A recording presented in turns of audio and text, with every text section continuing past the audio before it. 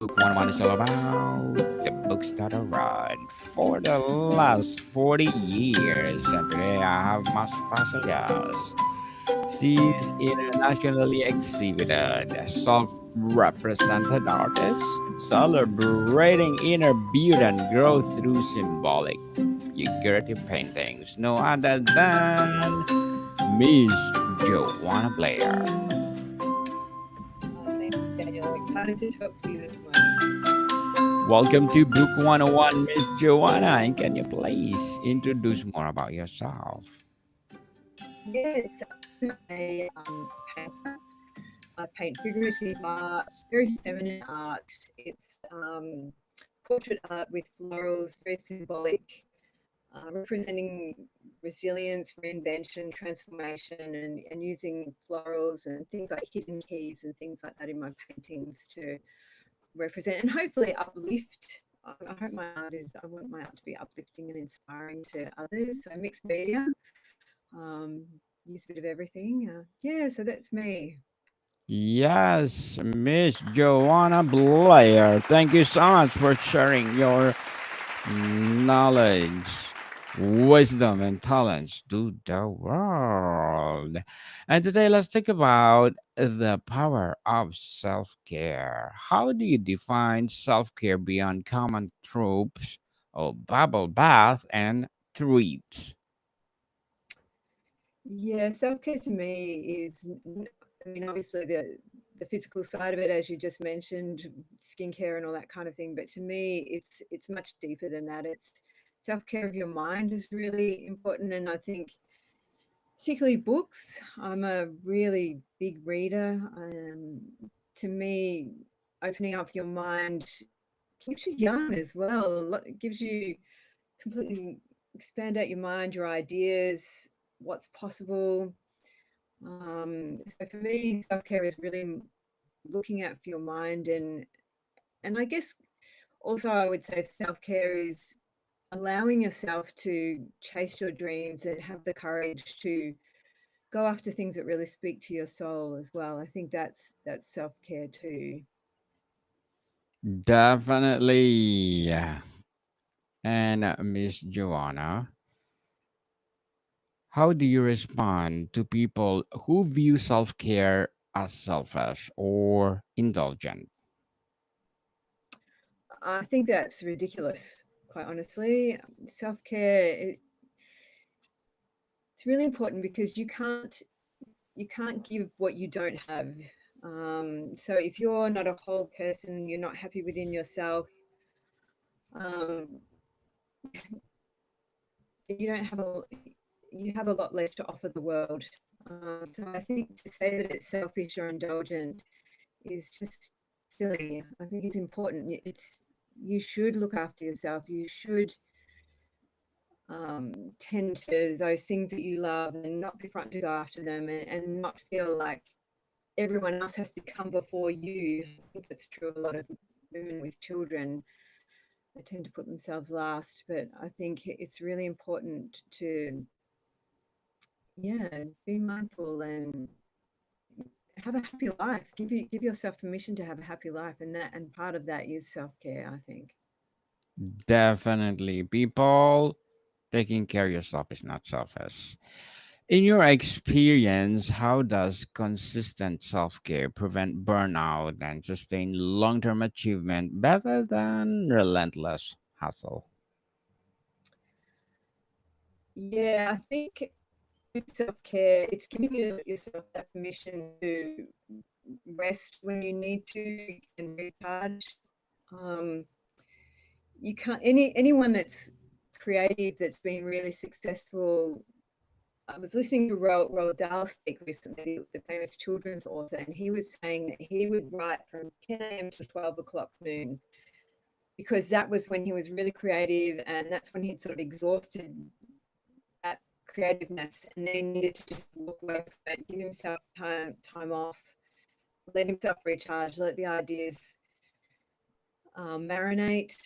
And I think if you if you try and push through and this thing of this the hustle, it's a very big thing in today's culture. You've got to hustle, you've got to work yourself to the bone, and you'll never do your best work when you do that. I think it's really important on the self-care side to recognize that you do need to allow yourself downtime. You do need to allow your mind to relax down, and that's when you recharge. That's when your ideas come to you. That's when I think give yourself time to think, get away from the noise, the self-care of being quiet and just being allowed to let your mind wander rather than constantly pushing and trying to hyper achieve. I think you end up doing the opposite. You burn out, you exhaust yourself, you don't reach the potential because you're not letting yourself have that time down to sort yourself out. Yeah, so definitely. Miss Joanna, very well said. Very, very well said.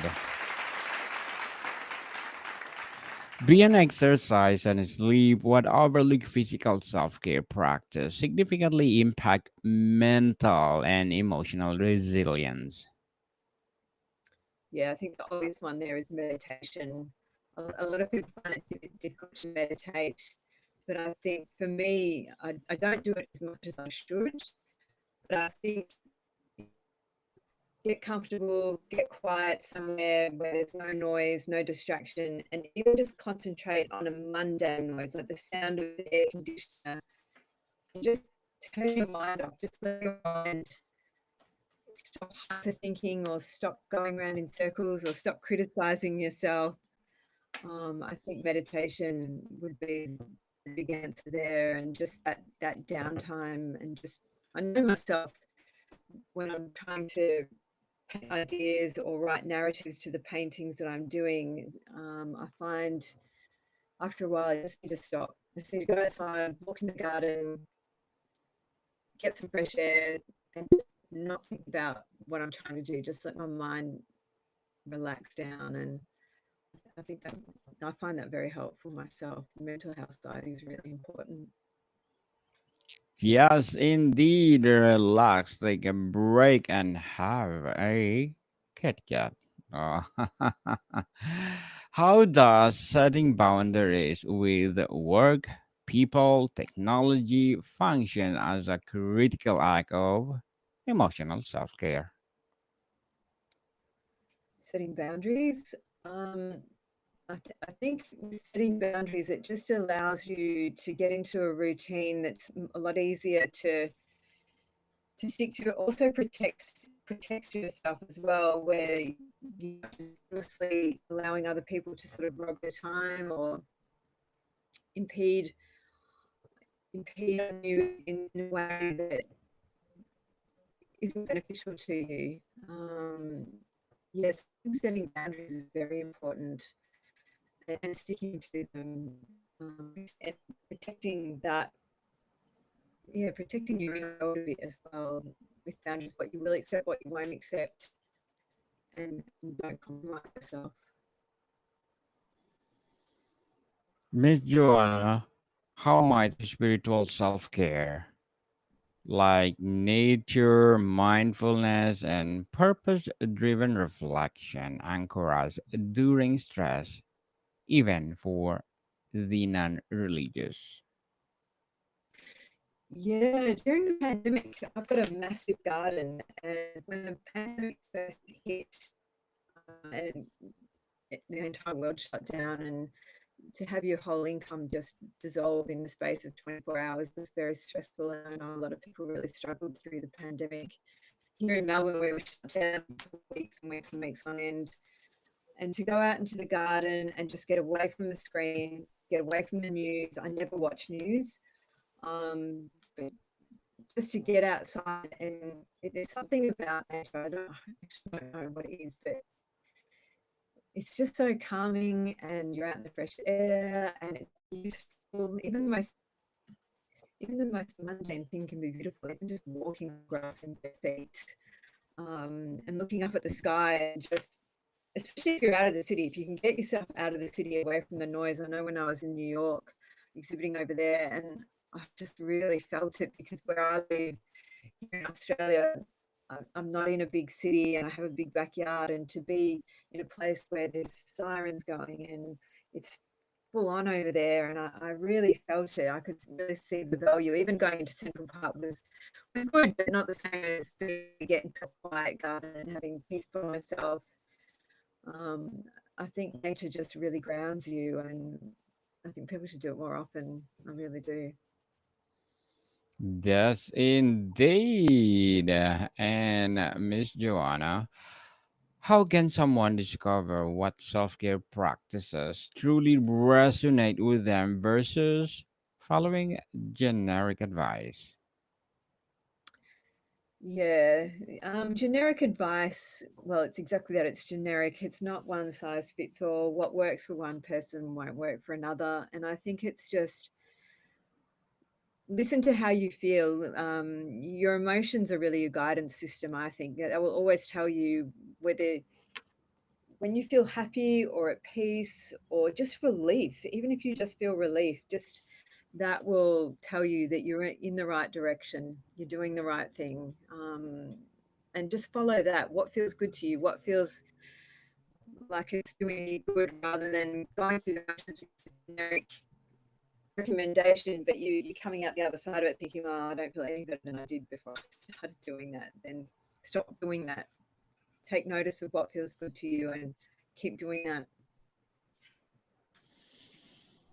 Miss Joanna, what are the most common barriers like guilt, time, or worthiness people face, and how can they compassionately overcome them?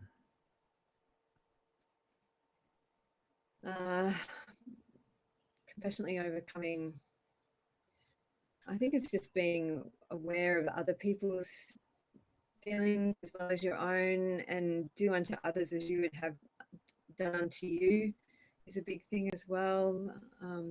Yeah, I think just being aware and just thinking how you would feel on the receiving end as well. Being aware, I think, is the key, people. Aware in everything.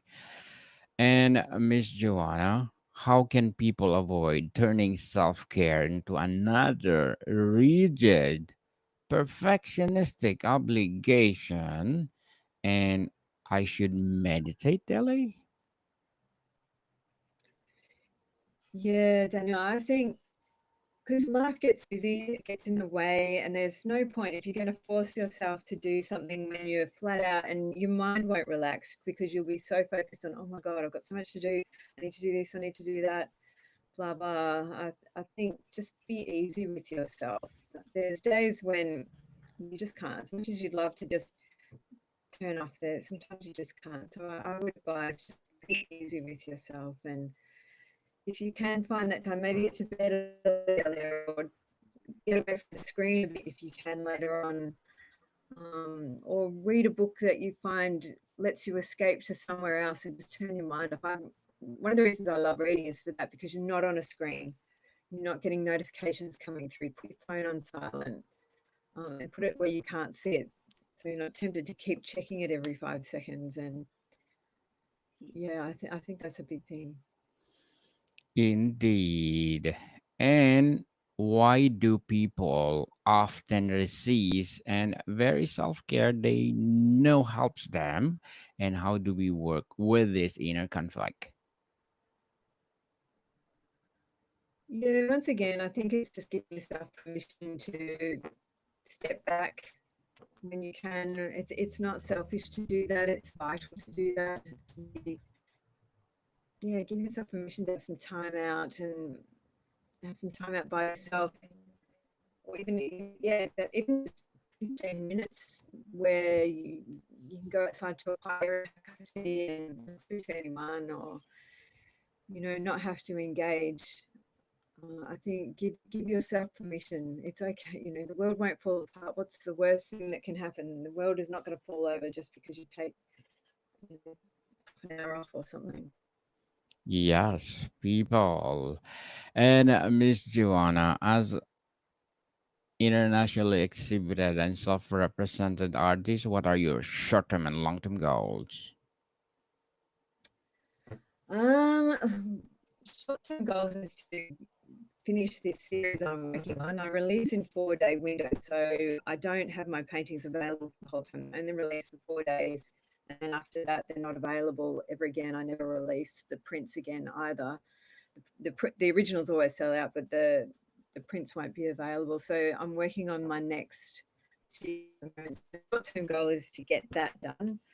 Long-term goal is I really want to get into exhibiting in installations. So rather than just exhibiting on walls, creating a whole world of narrative that I'm talking about. So it's a sensory as well as a visual um, thing to go and visit. I was at the National Gallery here in Victoria in Australia recently. They're exhibiting the Monet paintings, and I'm kind of a bit disappointed because they're just up on the walls. I mean, they're stunning. They're Monet's, for God's sake. But you could have brought Monet's garden to life, and you could have. There's so much they could have done, and so that's my goal with my own art is to create these whole worlds that you sort of when you come to my exhibition, it's this whole world you're walking into, not just paintings on walls. So that's sort of the more long term goal that I have. Good luck to your goals, Miss Joanna, and looking forward for more success. And what would be your piece of advice for those people out there who want to be like you? Um, I would advise anyone, even if they don't want to be like me per se, but I think don't be frightened to go after what you really want. Don't be frightened to chase your dreams. Don't be stuck in the square box that a lot of people want you to be in, what parents want you to be in, or what teachers do. Don't be frightened to really find within yourself what you love doing and find a way to monetize that, make that your job, because then you'll never work. It's so much easier. It's such a wonderful feeling to get up in the morning, and I look forward to the day because I'm painting and I'm doing all the things that I love to do. Prior to that, I was nursing and done the 9 to 5 and all of that kind of stuff, and just a completely different life once you really allow yourself to chase down your dreams. And I highly recommend really don't be frightened. You feel the fear, but do it anyway. Miss Joanna, can you recommend a book that influenced your journey? Um, there's been quite a few.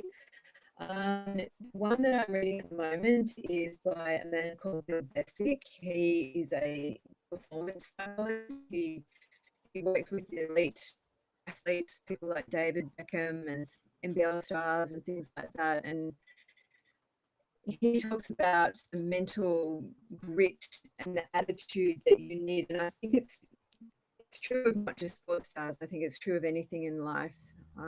His book is called Changing Your Stories 20 Life Lessons. Really easy, really, really easy to understand. So I would highly recommend that book. Thank you for your recommendation, Miss Joanna. And let's talk about evolution of needs. How should our self care practices adapt through major life transitions like parenthood, career, or career shift, aging, and loss? The transformation, do you mean, Daniel? Sorry. Yes. So how should our self-care practices adapt through major life transitions? Yeah, I think with your self care practice, I think you just keep that goal out in front of you. Don't look back, don't worry about what was. You'll you'll make and don't be frightened to make mistakes because you'll make mistakes. The most successful people are the ones that have made the most mistakes. The difference between them and everyone else is they get back up. Fall down 10 times, get up 11. So I think self care wise, don't be frightened to go after, don't be frightened to make mistakes, and don't be frightened to adjust either. In terms of you, I know in the past I've had ideas and then I get down the track with them a bit, and then I think I actually don't really like this, but I've put so much effort and time into it, so I feel like I should keep going. Where I've done a course and it's cost me a fortune, but I actually really don't like this anymore. self-care wise, give yourself permission to think, okay, now I know. I wouldn't have known that I didn't like that if I hadn't have tried. Don't be trying frightened to try new things. And yeah, listen to that inner voice within yourself. Drown out the noise. And I think from self-care, you owe it to yourself to find out what brings you joy, what truly brings you joy. Um, yeah, when you're going through parenthood and career changes, things like that. Once again, I would say just listen to your inner voice, put the noise out, and just think, how do I really feel about this? What do I think is the right way around this? And yeah, definitely, don't be frightened to keep moving forward. Don't look back, and don't beat yourself up over mistakes. They're going to happen. It's just part of life. Yes, people, it's a part of life. And Miss Joanna, before we wrap up our discussion for today, I'm inviting you to please do listen to my other podcast, people, my other podcast, because my abstract essay is already in fifth season, abstract poetry in second season, and my book 101 review in fifth season too. Comedy 101 in second season, and my food 101 in fifth season as well. Geography 101 in fourth season and Law 101 and Mental Health 101. It's my baby podcast, or they are my baby podcast. Love Letters in third season, and Movie 101 Review and Music 101 in its fourth season, and Science 101 and Sex 101 in its first season. Please listen to them wherever you listen your podcast. So, Miss Joanna, in a culture often valuing productivity over humanity, could embracing radical self care be an act of quiet resistance? What becomes possible when collectively prioritize well being? I think if you prioritize well-being, it's beneficial to everyone, um, because you become a much healthier and a much happier person, and that can only be a good thing. I think, yeah, if you're doing work that you really don't like, or you're hanging around people that are not really doing much with their lives or anything like that, I think radical self-care is just, yeah, going back to that, protecting your boundaries, being mindful of who you spend your time with, what you read, what you consume on social media also. So I think radical self-care is just being really aware of what speaks to you, what lifts you up, what brings you joy and brings you happiness, and what doesn't, and get rid of what doesn't. Don't hesitate, whether it's people in your life, whether it's a career, whether you live, don't be frightened to, yeah, really take care of yourself and take notice of those things. Yes, people, take care of yourself. Being having a self care is not selfish. Once again, Miss Joanna Blair, thank you so much for sharing your knowledge and wisdom to the world. So, can you please invite our listeners to support your business, your advocacy, or any projects that you're doing right now? Yes, thank you, Daniel. It's been my pleasure to speak to you. Thank you so much for having me on your show. I can be found on Instagram, Joanna Blair Artist, or my website, once again, joannablairartist.com. My newsletter subscribers have access to me and updates early, and information that I don't really put up on social media. So you can subscribe to my newsletter and have early access to all my releases as well. I only do 3 releases a year, so my subscribers have 24-hour early access before the public too. So that's all on my website as well. Yes, people, let's support Miss Joanna Blair because if you support her, more and more and more empowering artistic paintings to come, or empowering advocacy to come. So, Miss Joanna Blair, thank you so much for your time. Oh, my pleasure, Daniel. Thanks again for having me. Monica, people, see you soon.